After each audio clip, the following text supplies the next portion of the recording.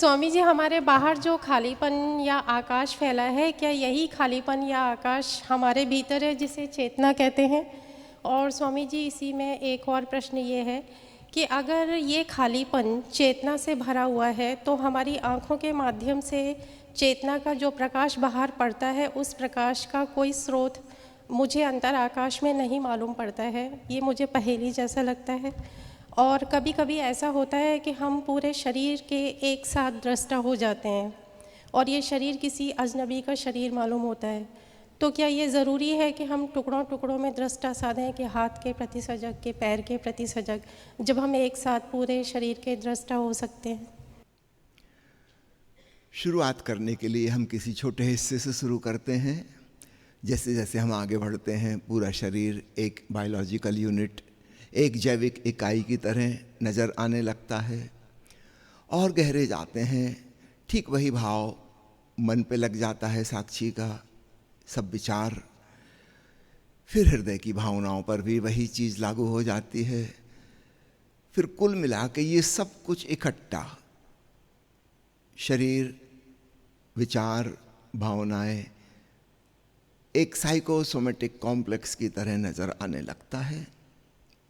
चीज़ें अलग अलग नहीं हैं, कुछ स्थूल हैं, कुछ सूक्ष्म हैं, लेकिन सब जुड़ी हुई हैं, संयुक्त हैं और हम इन सब के साक्षी हैं, हम चैतन्य हैं। तो आरंभ करने के लिए हम किसी छोटी चीज़ से शुरू कर सकते हैं कि सांस को देखो, कि पैदल चलते हुए चक्रमण ध्यान करते हुए अपने कदमों के प्रति संवेदनशीलता बढ़ाओ, या गहरी धीमी सांस लेते हुए नाभि के प्रति सजग हो जाओ, या आज्ञा चक्र पर ध्यान को केंद्रित करो। ये विविध उपाय हैं कहीं एक जगह से शुरू करने के लिए। ये अंतिम लक्ष्य नहीं है। अंत में हम पाएंगे सब कुछ एक है, न केवल शरीर के सब अंग इकट्ठे, बल्कि धीरे धीरे मन, उसके विचार, हृदय, उसकी भावनाएं इत्यादि सब संयुक्त हैं और हम उन सबके साक्षी हैं, उनके जानने वाले हैं। आपको जो हो रहा है बिल्कुल ठीक हो रहा है। अब आपको वापस खंड खंड में जाने की ज़रूरत नहीं है, वो तो स्टार्टिंग के लिए था। जैसे छोटे बच्चों को हम अल्फ़ाबेट पढ़ाते हैं, 26 अक्षर हिंदी के, अंग्रेजी के, कि 52 अक्षर हिंदी के। बच्चा एक एक अक्षर पढ़ता है, फिर धीरे धीरे हम उसको शब्द पढ़ना सिखाते हैं जोड़ कर। शुरुआत में तो वो जोड़ जोड़ कर पढ़ता है एक एक को, फिर धीरे धीरे पूरा शब्द एक बार में पढ़ने लगता है। हिज्ज करना, स्पेलिंग करना छोड़ देता है। हम और अच्छे से अगर पढ़ना सीख जाएं तो फिर हम एक एक शब्द को भी अलग से नहीं देखेंगे, पूरा वाक्य ही एक नज़र में आ जाएगा। अब हम और दूर से देख रहे हैं, लेकिन छोटे बच्चे से हम नहीं कह सकते ऐसा करो। वो तो अभी एक एक अक्षर को अलग अलग खंड खंड में बांट के देख रहा है। ठीक ऐसे ही साक्षी भाव की साधना में आरंभ होता है छोटे खंड से। किसी एक प्रक्रिया को हम पकड़ लेते हैं, उसके हम साक्षी होते हैं। पुनः याद दिला दूं, पहले भी कह चुका हूं, विचार और भाव के साक्षी होना कठिन है। कुछ विरले लोगों के लिए आसान होगा, सबके लिए वह नहीं है।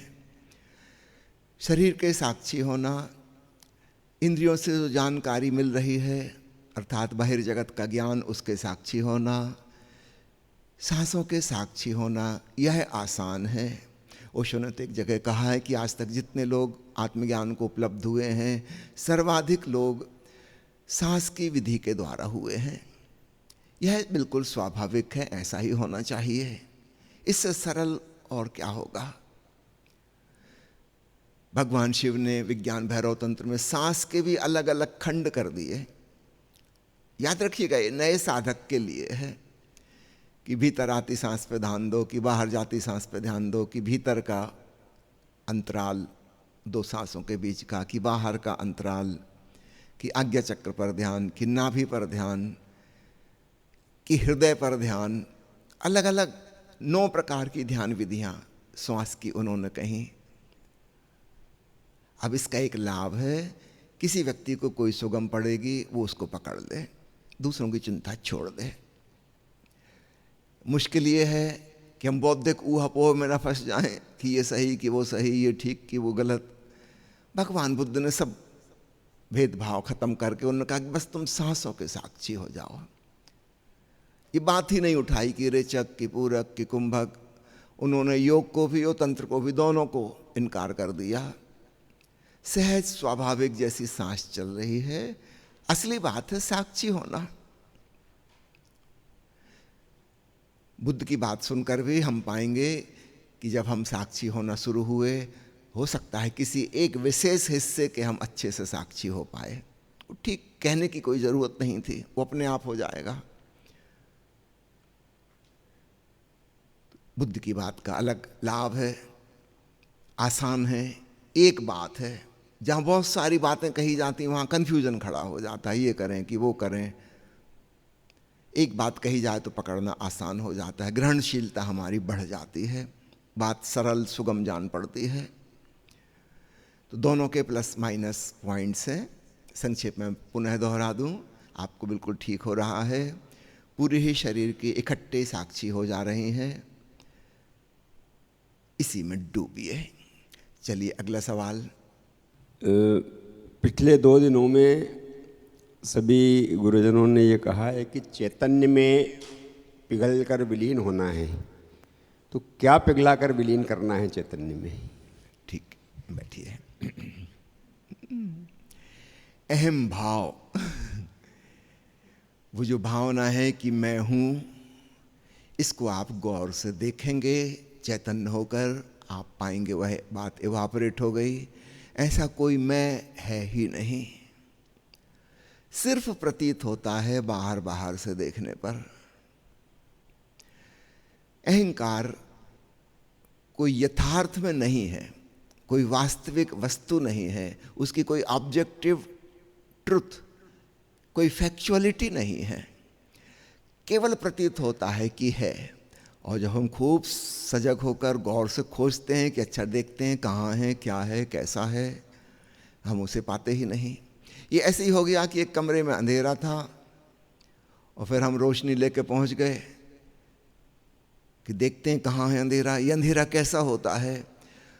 अब पूरा प्रकाश कमरे में भर गया तो अंधेरा तो मिलेगा ही नहीं।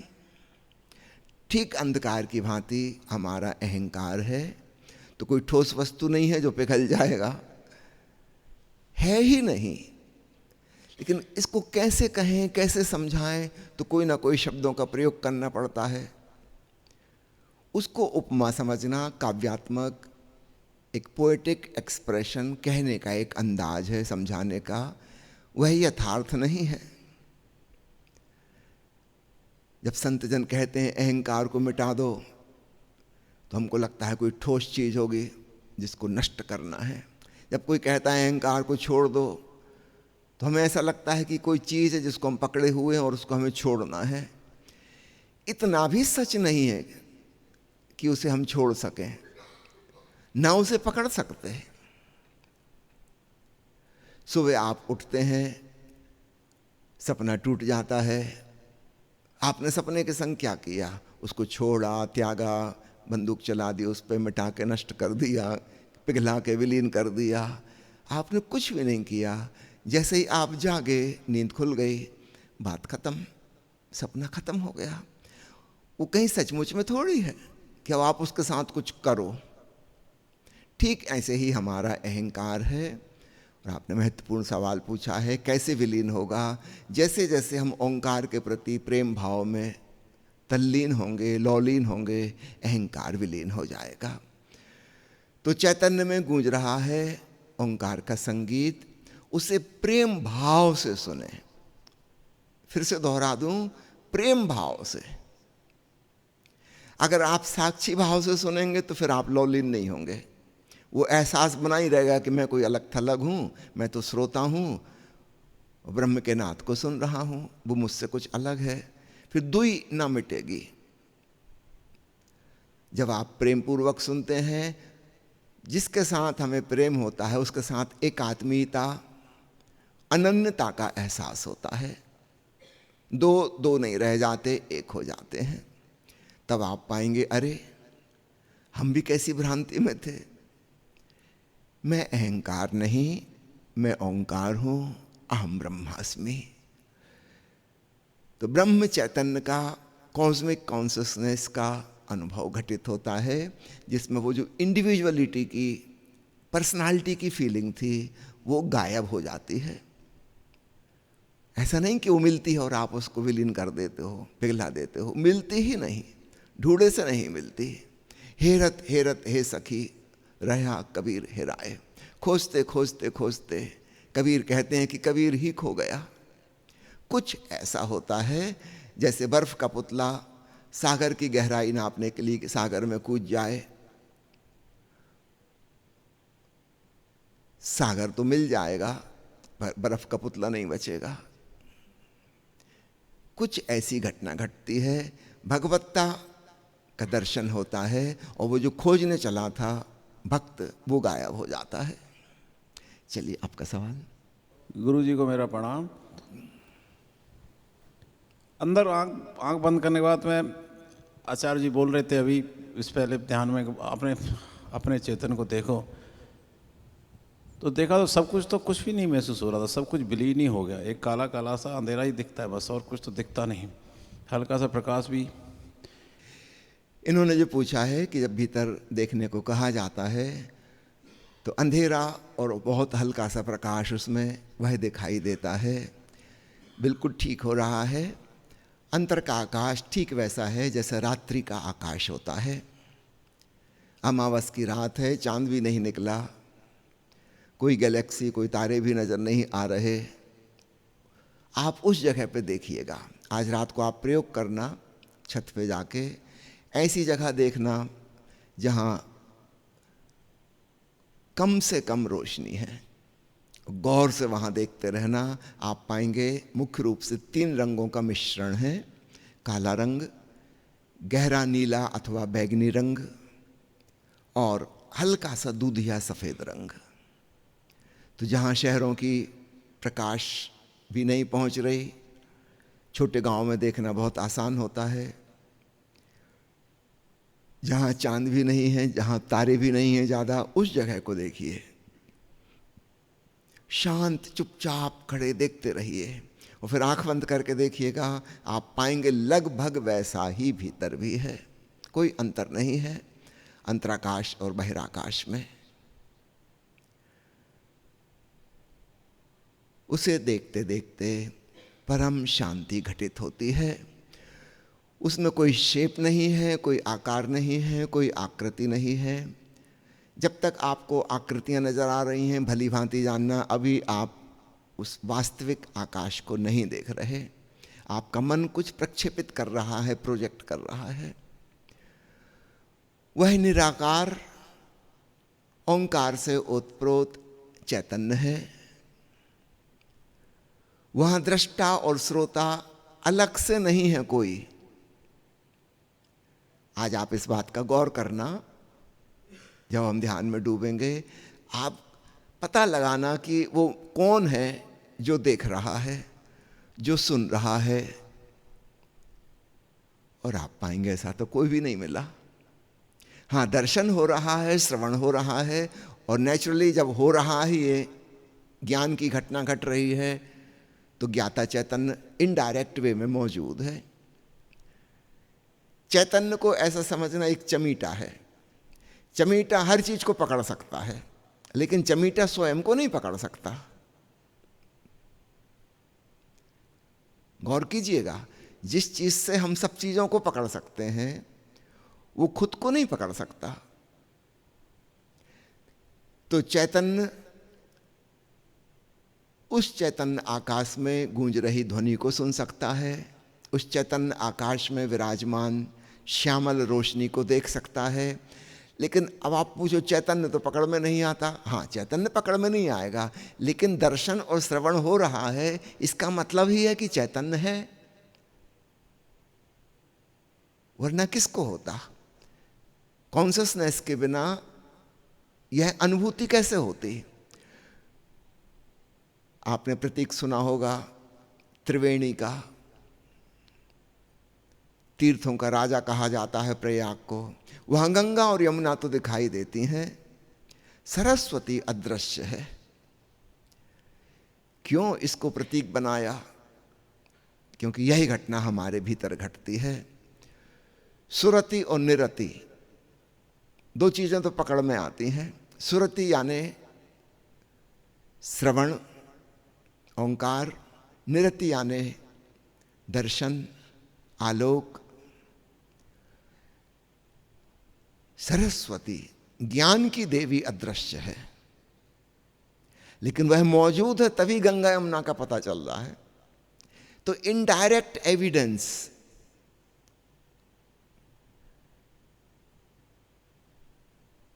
ये दो शब्द संतों को बड़े प्यारे रहे हैं, मध्ययुग के सभी संतों ने उपयोग किए हैं, सुरति और निरति। सुरति यानी चेतना की, श्रवण की क्षमता, वो श्रुति से बना है, श्रवण से बना है। और निरति नेत्र से बना है, निरति यानी दर्शन की क्षमता। ये दो क्षमताएं हैं, तो आप क्षमता को नहीं पकड़ सकते, पकड़ेगा कौन?